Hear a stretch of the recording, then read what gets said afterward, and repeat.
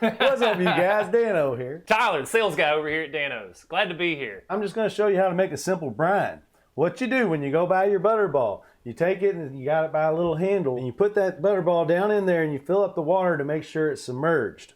So once you know you got it submerged, then you know you have enough water. So I took that water and I poured just a little bit into our pan.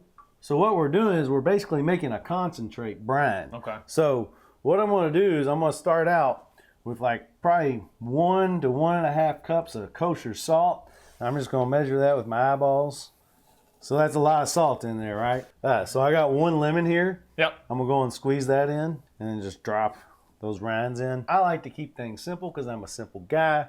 If you know anything about Dano's, you know I keep it simple. So I'm going to put in some garlic paste, just adding some flavor. That's in there, and basically we're making a concentrate, right? So we're just going to stir this till everything gets dissolved, and then we're just going to add it back to our water, and then we're going to have our big old brine.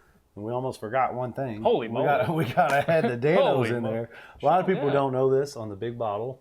People have been using it for years, and they didn't know that it opens. Holy, that's right. So I'm going to sprinkle about 2 ounces or so of the original in here. So like I said, when people make these brines, they like to throw the rosemary in there and all this stuff. Well, guess what? You can save your money by using Dano's, because what's the number 1 ingredient? What's the number 1 flavor? rosemary, It's rosemary. baby, that's right. And then I'm just going to pour this into the cold water. Throw a couple racks of ice in there. So we'll just stir that up and just let it take a dive.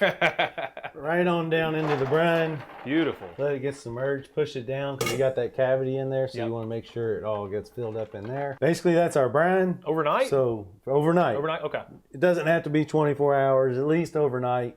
And so what I'm going to do with this turkey, since it's a 12-pound turkey, 12-pound turkeys are perfect for deep frying. Okay. So I'm going to brine this overnight, and tomorrow we're going to deep fry it.